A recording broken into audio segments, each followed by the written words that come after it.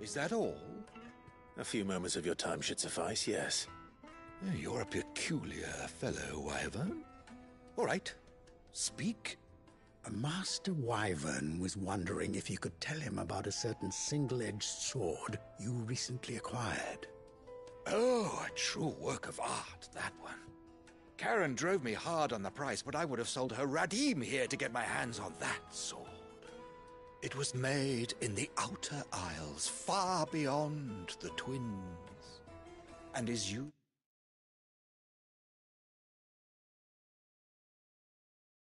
exclusively by the practitioners of a unique school of swordsmanship. They believe no combat should ever exceed a single strike. Each sword is made for that one perfect stroke, and for that stroke only. They crack upon a second blow. There's a brutal sort of beauty to it, really. But how do they hone such an edge? Why, they use a whetstone of whetstones, rather. A whole array of them, ranging from the coarse to the fine. 10,000 licks with the sharpening stone, then 10,000 more. But it is the final stone which lends the blade its legendary sharpness. A mineral quite foreign to this great realm of ours. And that is the key.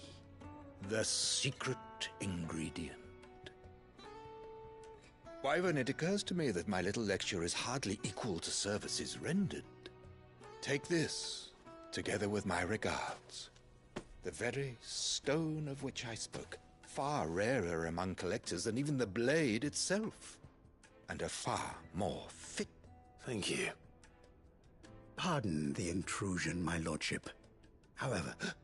So I am locked in bitter competition with a rival collector of... I am one step ahead of the unscrupulous scoundrel. There are many other collectors out there. Too many to count, but only one do I consider my nemesis. Lord Byron Rosfield.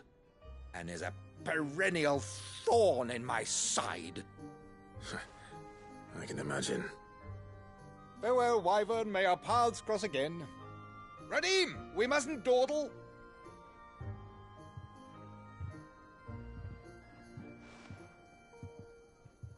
I think his lordship is rather taken with you, Master Wyvern. Coming, my lordship. I'll be right there.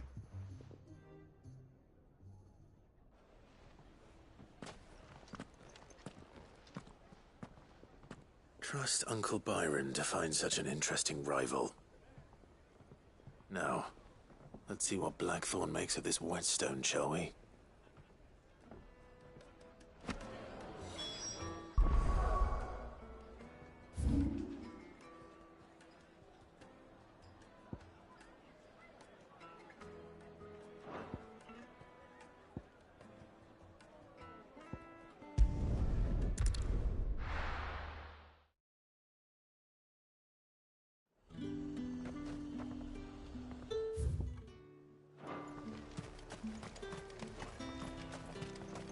There's two.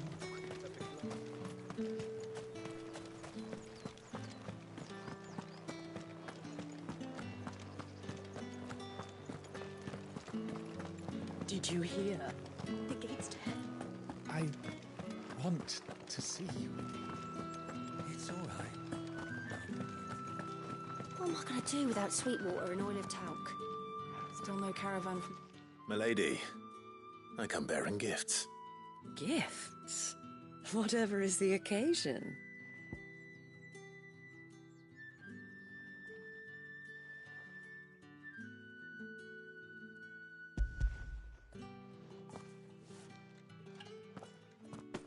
Oh my.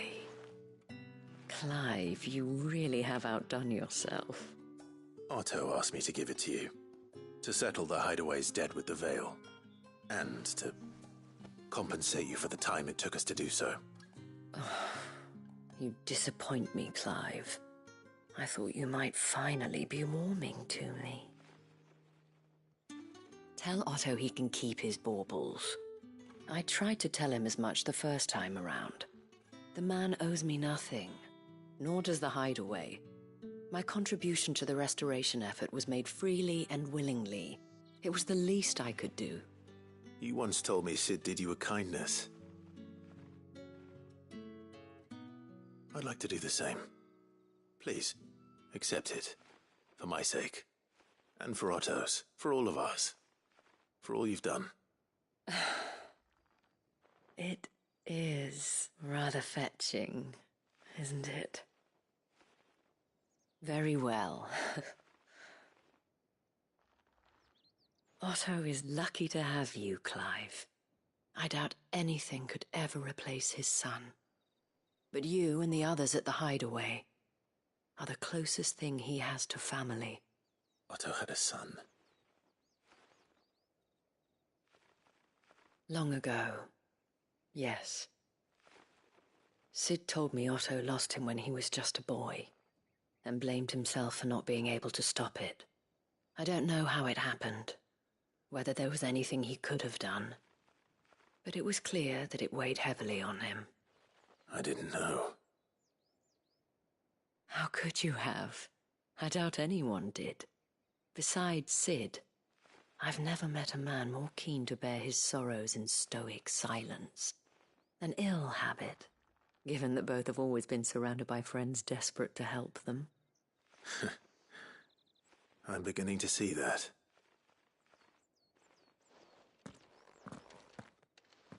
Goh will want to know the stones were delivered. If he's still with us.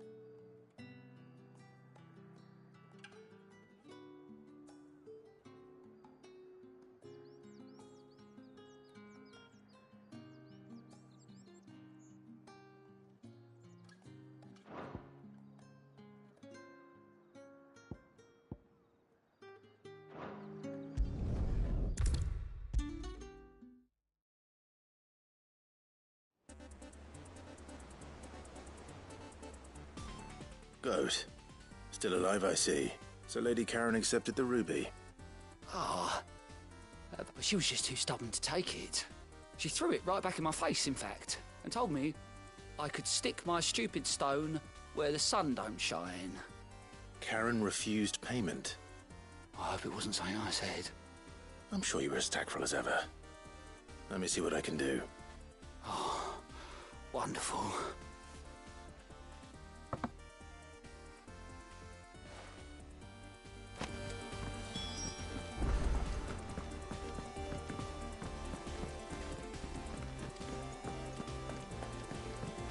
Ned told me she was building a ship.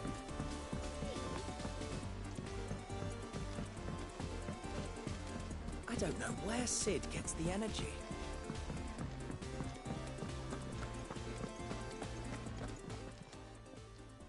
Lady Karen, Goat tells me you weren't happy with our offer.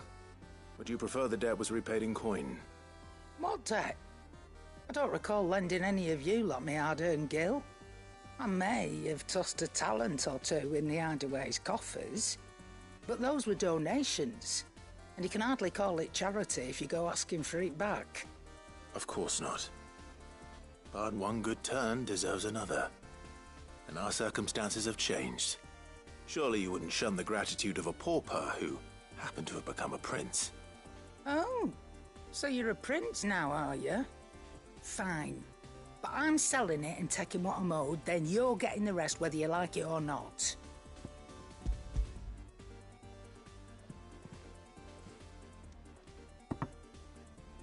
Where'd you even get this? A decent trader might nab 1,000 talents for a star ruby.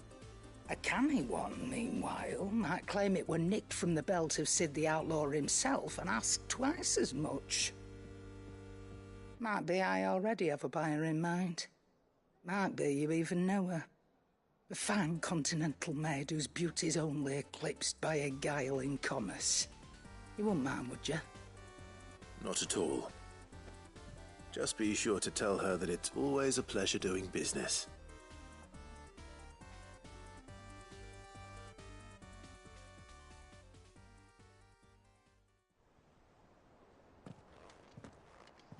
I hear you ended up delivering all 3 stones. Thanks to this lump. I sometimes wonder what I pay you for. Speaking of which, I still haven't been paid last month's wages. Oh, so you remember what's owed to you then? Get your ass behind that disc of yours and don't get up before those ledgers are square. Right away.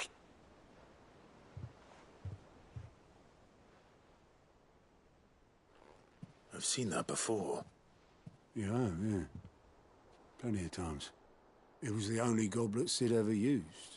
Either out of habit, or because the filthy sod couldn't be bothered to find a clean one.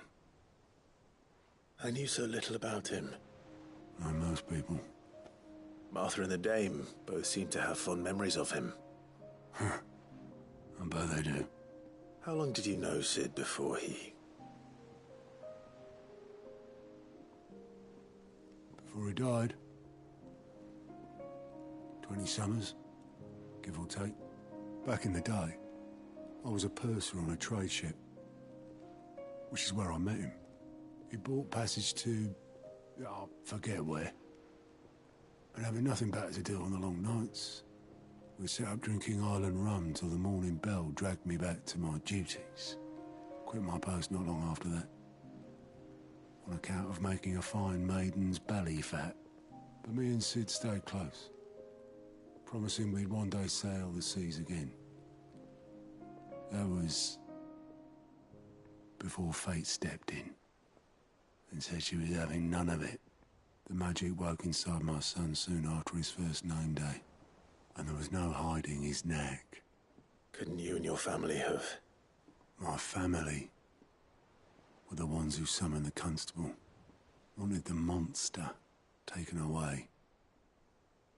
I couldn't turn my back on him, forget what I felt, and I couldn't for the life of me understand how they could.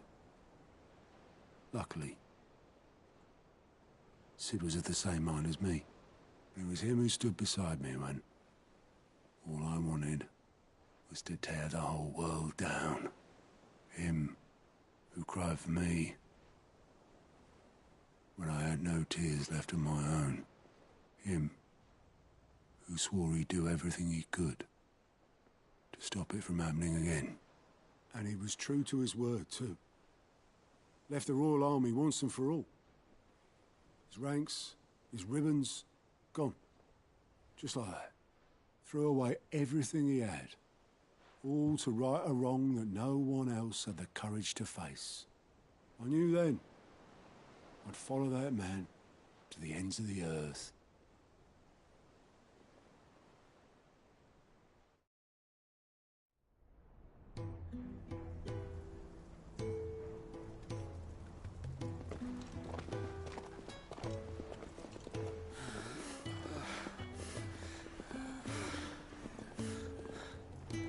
He was always too clever for his own good, was Sid.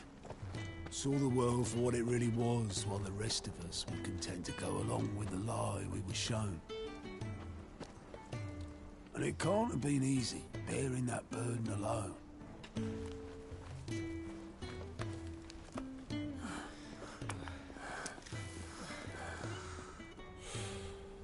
But he didn't let it stop him. He never lost faith in what he believed was right. And that gave us faith in him. Faith he'd steer us true. So I swore to myself that I'd always be right behind him, ready to catch the stubborn sod if ever he should fall.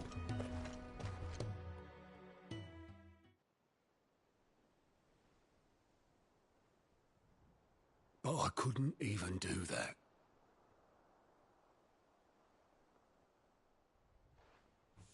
Ignore me. Just the ramblings of a tired old man.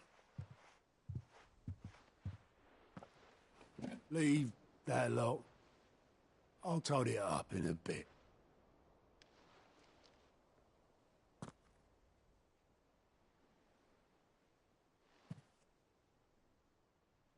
This is Sid's handwriting.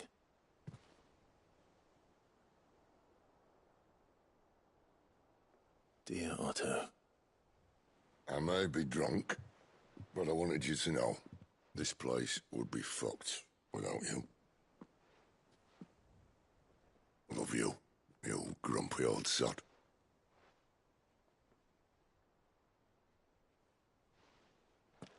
This note. Hmm? What about it? Sid was right. Without you, we'd all be lost.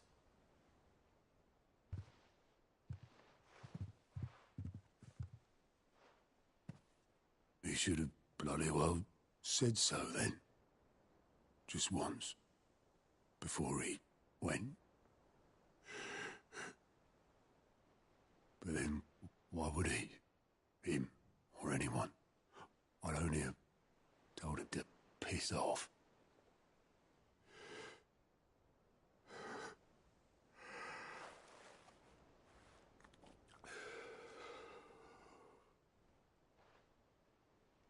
You're wrong, though. Both of you. It was never just me keeping the hideaway afloat. It was all of us. I just shoved people in the right direction. I barely seem to be able to do that anymore.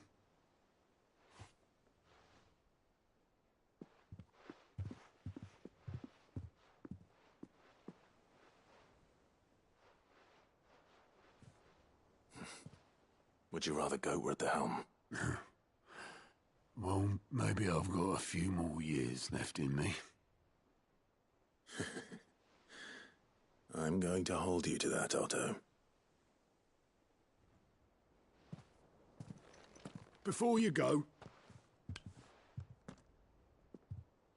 Sid would have wanted you to have this. But that's... This'll do me just fine.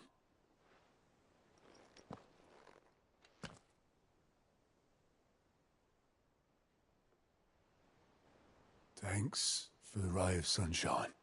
I'll see if I can't pay you back. Already have.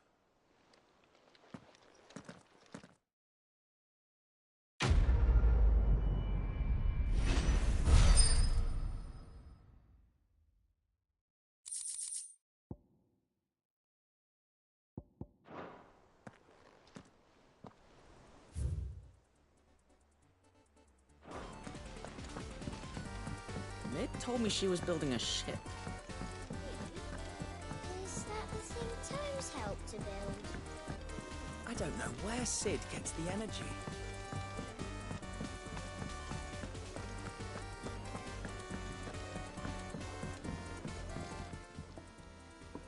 Sorry for the wait. But hopefully he'll agree it was worth it. You learned something about that sword, then?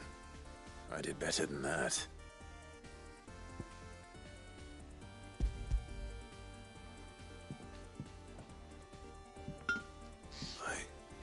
Whetstone? Yes. But not one you'll find anywhere in Valisthea.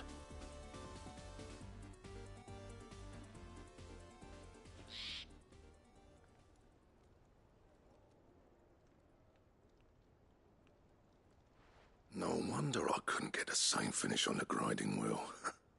One hit and all done, eh? Might not be so bad if all you ever fought were duels. But good luck on the battlefield. Your second opponent would be your last, no matter how good you were. Even so, is there some way it could be used to give the Cursebreakers an edge? I think so, yeah. With this whetstone and the right kind of steel, I could probably even make a twin of the blade that rattled me. But there'd be no replacing this little rock once I worn it down to a sliver. I reckon we get a dozen swords from it, if that. Swords that the curse breakers wouldn't know how to wield properly, and that would see them through a single fire piece. Nah, no point trying to copy that thing. Be about as much use as a wax anvil. But finishing our blades with a whetstone this fine, now that's something to consider. And what's finer than fallen masonry, eh? Or more hard-wearing, for that matter. Just imagine it. Good Valisthian steel with an edge as sharp as any found in the Outer Isles. I won't make a copy, nah. I'll make something much better. I'm sure the curse breakers will be delighted. Just don't push yourself too hard. Don't you worry about me, Sunshine. I've been working day and night since I was half your age, and I'll still be here when you're long gone. Hey, thanks, Clive. I mean it. I owe you one, August too. It's good to know someone's looking out for me. You'll be happy to hear you said that. And I'll see that my debt to you's paid. First new blade I make's got your name on it. You come and find me when you've got the materials. Right. I will.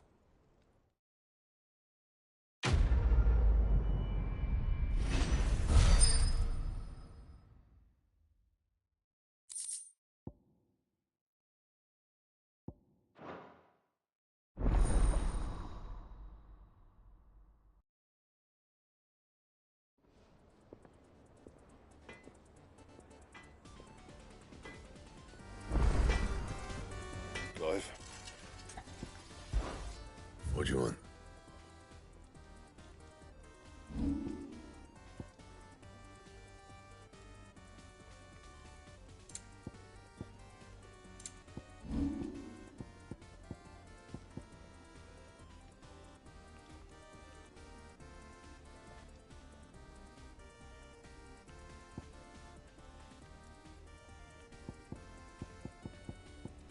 That it? Fine. He cracked.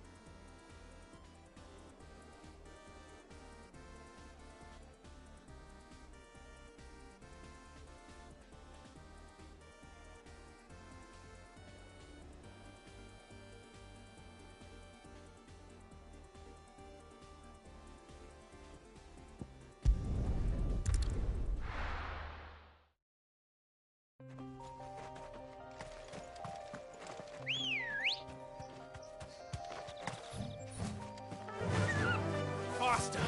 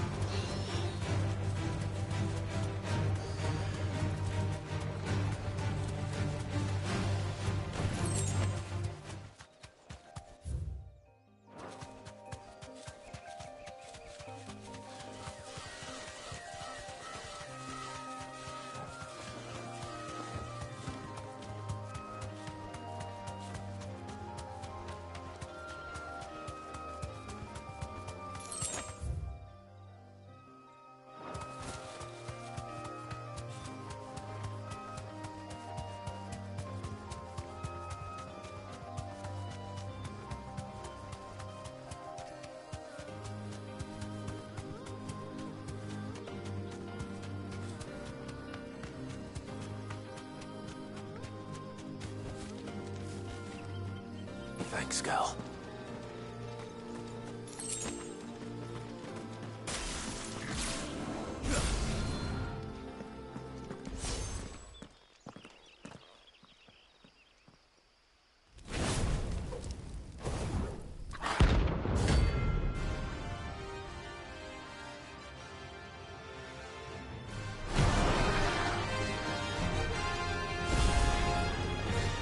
of here. Greetings, Your Majesty.